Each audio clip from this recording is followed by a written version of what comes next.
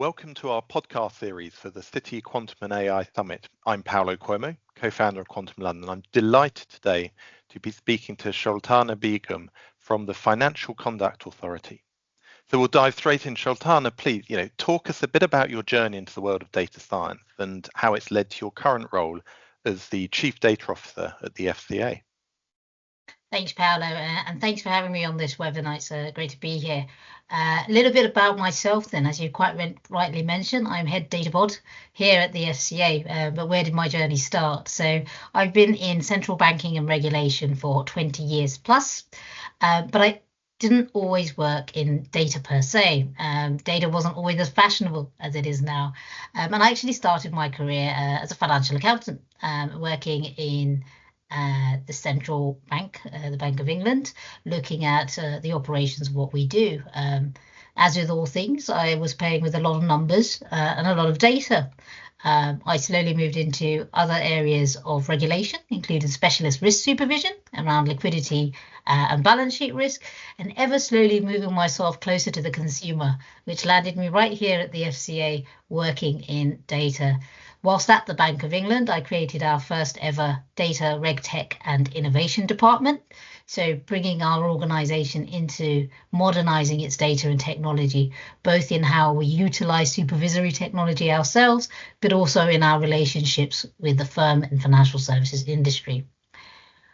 Such is my love of regulation that I went into the DNA and was appointed technology chair at Cambridge University on that very topic of regulatory data and how it is foundationally built.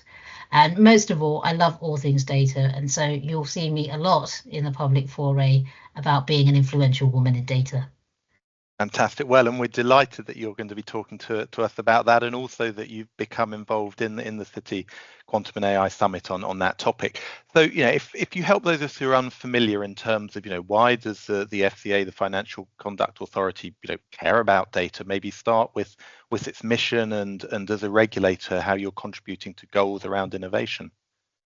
Sure. I mean, for those who are a bit unfamiliar with what the FCA or Financial Conduct Authority do, it's a regulatory body with responsibility for supervising the conduct and behaviour of over 40,000 financial services organisations, making it easily the biggest financial services regulator in Europe.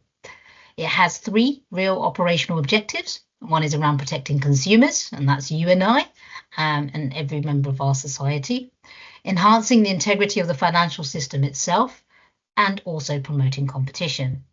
And we focus on reducing and preventing serious harm, setting higher standards and promoting competition as a positive change. And as head of data, I get to play a key role in making the FCA data-led as part of its assertive and adaptive journey. I'll give you a few examples because I like to bring things to life. So in the protecting consumer space, data and technology plays a role through web scraping currently. We use web scraping and social media tools that are available to detect, review and triage potential scam websites. And we plan to invest more in those technologies to proactively monitor markets. Machine learning, and we'll go deep into quantum as part of that. But the FCA has collaborated with the Bank of England, publishing surveys and reports on the use of ML in financial services, and those are available if you look at our website. And the objective there is to understand, promote, and make visible the safe and responsible use of AI technologies. So if I move a bit into terms of how do we enhance the integrity of the financial system as a whole? Tech sprints.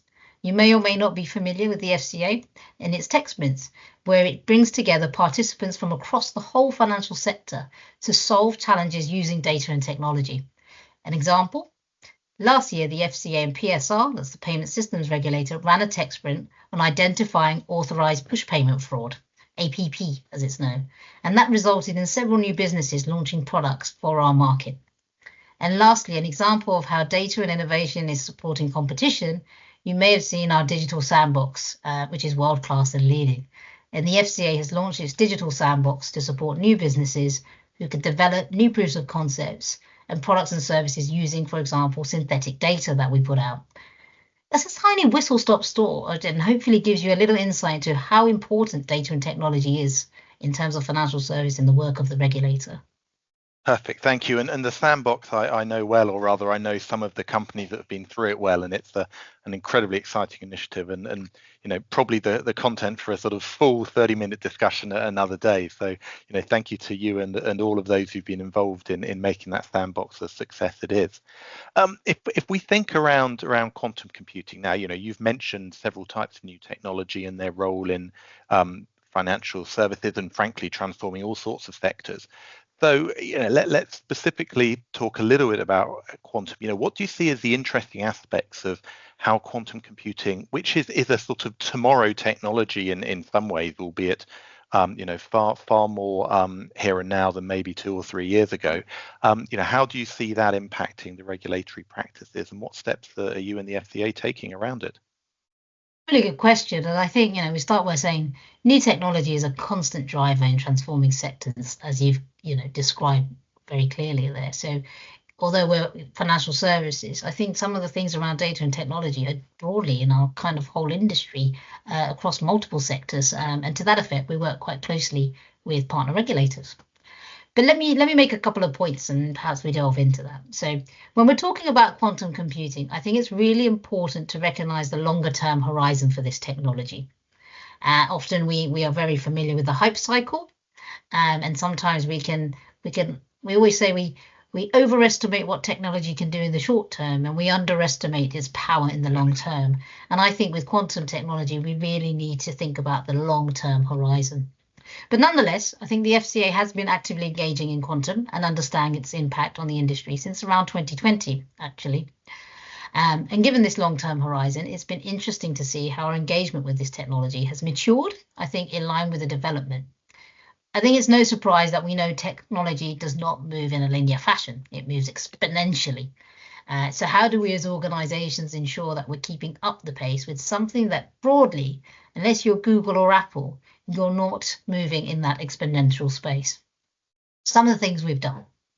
The FCA began exploring the potential of quantum in financial services through our colleagues in the innovation department.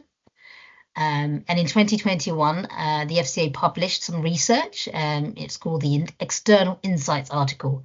And it collates actually the insights from a workshop we ran, which we co-hosted with academics from the UK Quantum Computing and Simulation Hub. And for those who don't want the tongue twister, that's the QCS Hub. Why is it important that we continue to work with academia in this space and with other computing specialists? This is quite bleeding edge. And it's important that we utilize the core capabilities available to us in part of our research. But I don't just want to tell you we've done some research. I want to share with you a little bit of the insight of that research.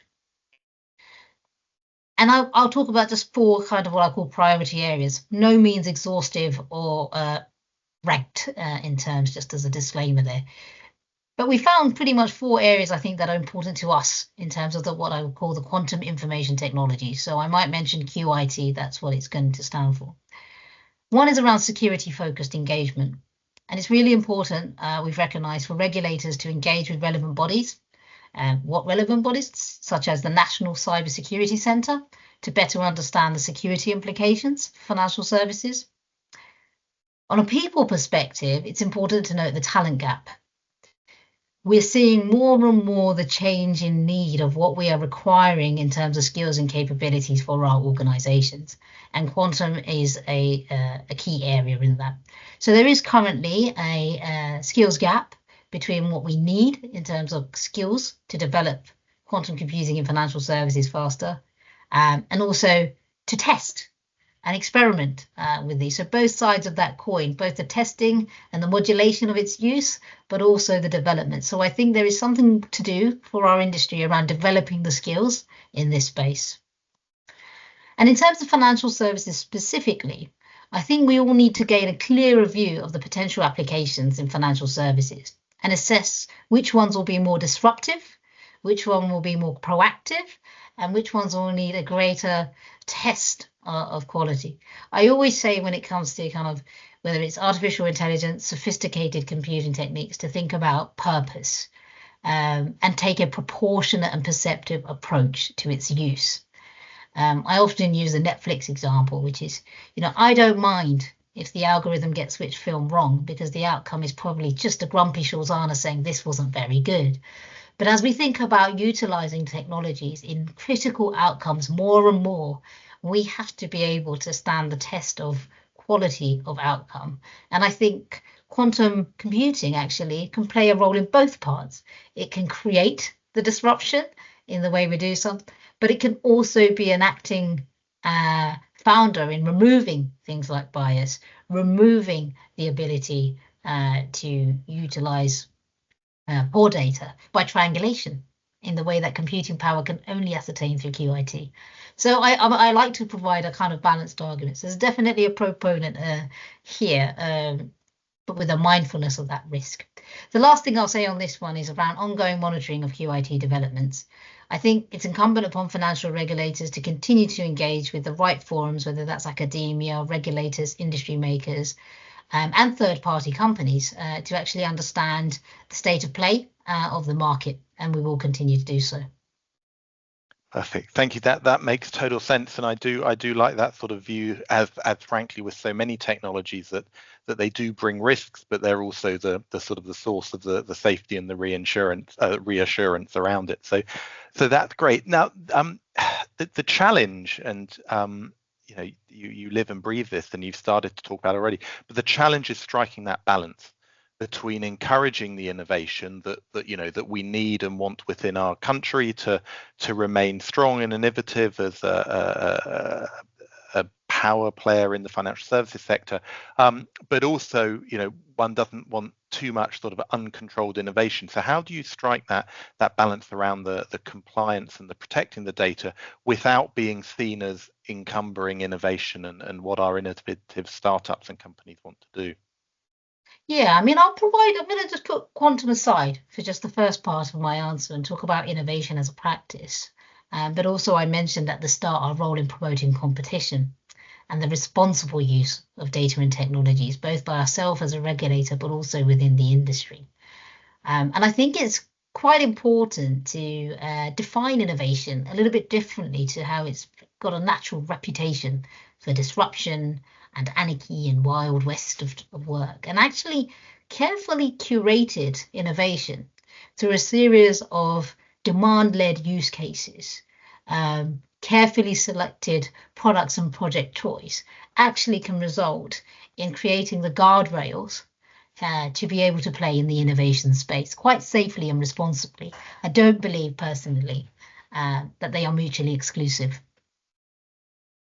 which is sometimes the reputation. So if I take that tact and I carry on and talk about quantum computing, we know that the industry is still digitizing, and there is lots of different level of maturity in the financial services sector where firms are, and there are huge diversity in which we regulate.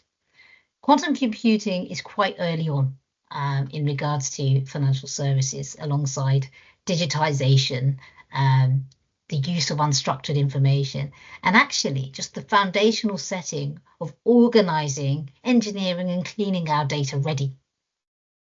However, that doesn't mean we shouldn't engage with the technology, because it's really important to understand its potential future application and the implications of that inside financial services.